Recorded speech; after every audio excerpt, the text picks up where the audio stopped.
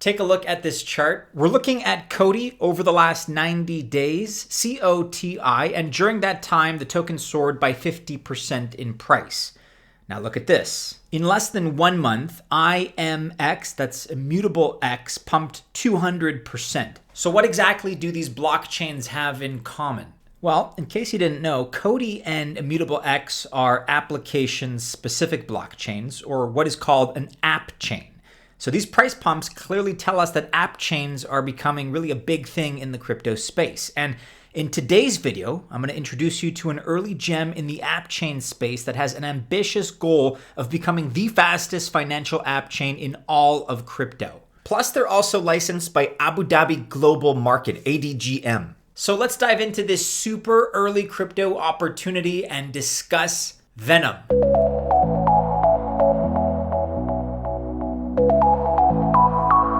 Welcome guys to the channel. My name is Maddie. This is Altcoin Buzz. I do wish you luck if you choose to invest, but as you know, I am not an official financial or investment advisor. And so this video is not official financial or investment advice.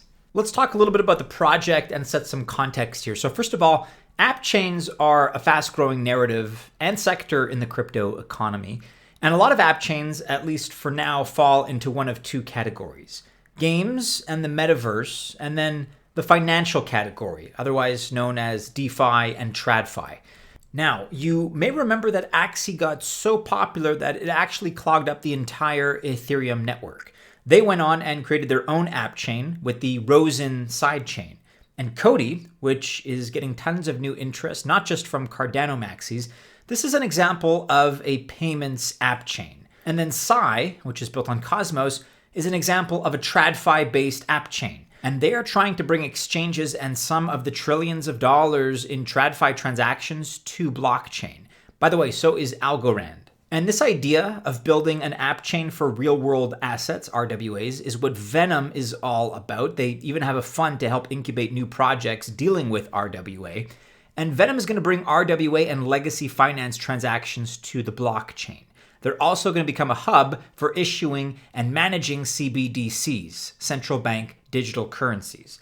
But that's not the full story. In addition, Venom has made some very smart decisions, one of them being modularity, which of course is crucial to develop fast and light financial apps. Let's talk a little bit about modularity, because we at Altcoin Buzz know it's going to be one of the big narratives over the next 2-3 years within cryptocurrency. Because think about it, without this, blockchain cannot achieve mass adoption. And before modular chains, all existing chains were basically linear, which means all of them perform every single function of the chain themselves. But was that really necessary? Doesn't it make them bulkier, slower, and really not fit for the world that's being developed here? Well, let's try and relate it to this everyday example from our life. A new cell phone company doesn't go into a big city, like for example, London, New York. They ask themselves, where can I build some new towers in order to support my service? Well, they don't have to build their own towers. Instead, they can rent space from other companies' towers. And there's no reason why blockchains can't be lighter and faster and outsource some of the other functions of the chain. And Venom does exactly this. It's one of many smart decisions they've made to maintain the speed, power, and security that a financial app chain requires. And believe me, you're going to be hearing a lot more about modular blockchains very soon. Let me know your thoughts about them so far, however. Do you have a favorite modular blockchain project? If so, let us know in the comments below. Now, Venom's mission is twofold. First of all, they're aiming for financial inclusion and banking the unbanked. And secondly, real-world asset trading and financial services via blockchain. And these sound like they're kind of on the opposite side of each other and not related, but believe me, they are related. And Venom believes, and we by the way agree, that blockchain can help all kinds of people. Financial inclusion is, after all, a big part of crypto's mission. Add to that censorship resistance so that any two people can transact, and you're already starting to join the two groups together. Those using legacy finance want the transparency and openness that blockchain brings, and they want access as well.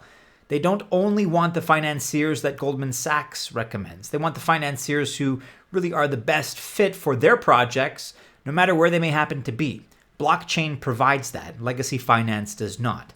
And we probably don't have to elaborate on the multitude of problems that exist currently in banking, identity documents in many parts of the world, the whole KYC, know your customer thing, and how banks fail to serve the people that they purportedly working for.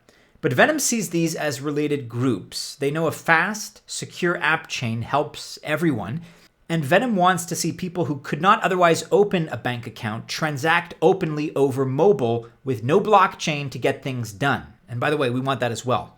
It's an admirable goal. And this is how they decided to build out their chain, just like their decision on how to go modular, and like the decision to use sharding from the beginning. A financial app chain has to be fast and secure, and Venom knows that to grow, they must be both. In fact, all three of the blockchain trilemma issues are important. Dealing with financial transactions means zero compromise on security or scaling. Both are necessary to make money, and Venom wants decentralization too. So, how are they solving the trilemma? Well, first, there are three major components. They are number one, the master chain, number two, the work chain, and number three, shard chains. It's probably easiest to compare this to protocol we are most familiar with, and that would be Cosmos. So the master chain is the layer 0, kind of like the Cosmos hub. And if you want, you can buy Atom and stake it there and do nothing else. Well, same here. When the Venom token becomes available, you can only buy and stake that. And as you know, that helps secure the network. Now, the work chains are the layer 1s built on Venom, so they're kind of like independent L1s on Cosmos, like Kronos, Osmosis, maybe Terra, or our master portfolio member, Kujira.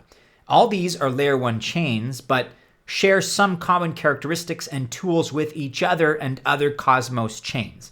Oh, and by the way, just like Cosmos is trying to increase Atom's value and utility with its shared security proposals, Venom already has that.